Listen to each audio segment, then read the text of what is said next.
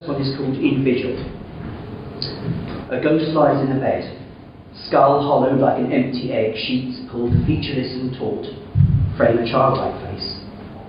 The bowl once filled with life eaten leaves a void, eyes filled with shadows, fading embers of a soul. Trying to ease the journey, gently holding hands, a loving vigil through the veil of life to death. Autumn sun outside, a glowing invitation, warm shafts of light that point to worlds beyond. Yellow skin like parchment, lines, the story of a life. Arms thin and fine, reeds bent by the winds of time. Once strong towards the edge, wheel beats gently let, as we try to stem the tide, lapping at our feet. The second one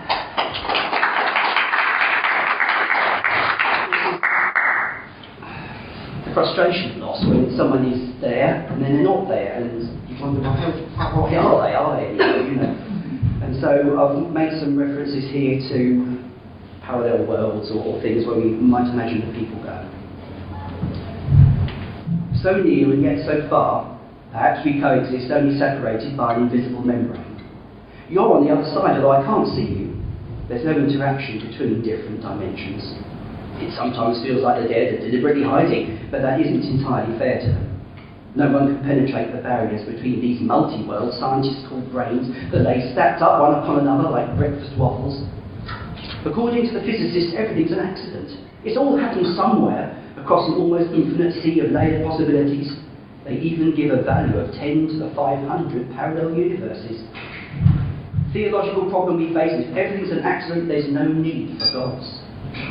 So what's the truth of the matter? Is the afterlife just a fairy tale story for those of us afraid of the dark? The crippled genius with a mechanical voice told us also the other day. Are you looking down through the one-way glass, watching, seeing what I'm doing, straining against the membrane, shouting warnings, hoping to save me from myself? If you are, it must be so frustrating. I'm still making mistakes. I don't believe in pearly gates. The portal through the membrane can't be that trite. So here we all are, looking through a glass darkly. One day, perhaps, I will understand. I've been told off for writing these sorts of things. People want to be entertained.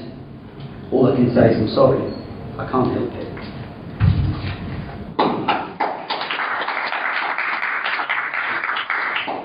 Weather report from the Sea of Longing, I call it.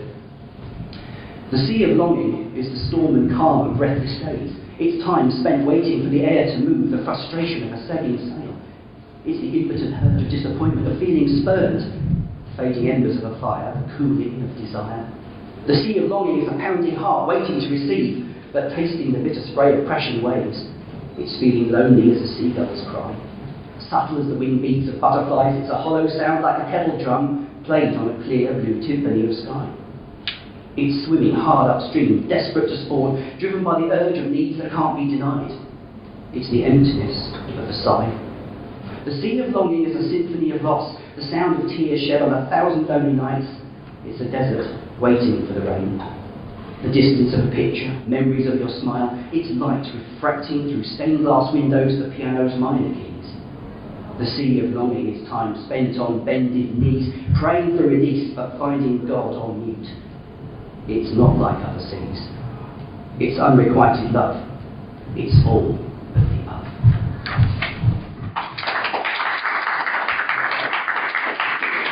I'm looking at a picture, framed. Catching a falling thought, I put it in my pocket. Looked again and saw a perfect image of you. The years passed. Gazing at that picture often I fell in love with your smile 1,000 times. The memory didn't change and you never aged. Life's sweetest moment, so beautifully framed. Couple more. This is called effervescence. It's just, what can you say, the things you think. The end of another day collides with the bottom of a glass filled with absolution. It's raining from the overcast and I wonder where our sun has gone. What is this life? Circles of disappointment born on the wings of longing? Where are you now? Such spiraling memories reduced to meaningless quanta. Were you real or just a wish from the bottomless pit of my heart? I can't weave truth from the threads of desire dreamt in an endless void, bubbling with frustration like effervesce like a particle in a vacuum. I want the world to stop! It just continues relentlessly turning like a magic merry-go-round. I now know there are many subtle shapes of nothing.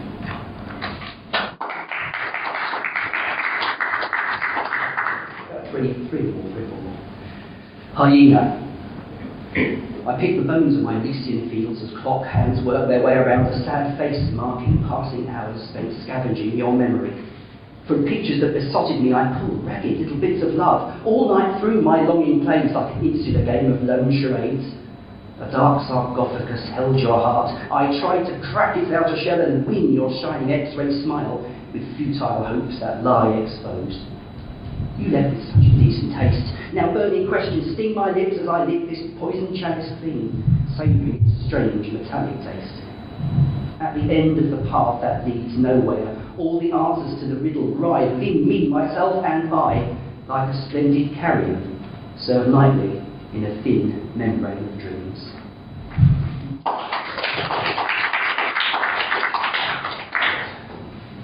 Hilarity, perhaps the loss of the self. Who knows? I'm here now, but just on loan. The time will come I'll be alone, sailing back to my island home, and I'll leave you far behind. The blind must leave the blind. I looked for love, but that wasn't all. Paid the price for your siren call. For a heady season I gave my all, and now I'm going home. Remember, it was just a loan. Signed off of your Facebook wall, the sands of time will mask it all. I'm following a lonely star. Blame my strange polarity. I was just on loan, you see. I've put your book back on the shelf. It's time to look out for myself, but I've left my loving card. You can always ring sometime. The blind must leave the blind.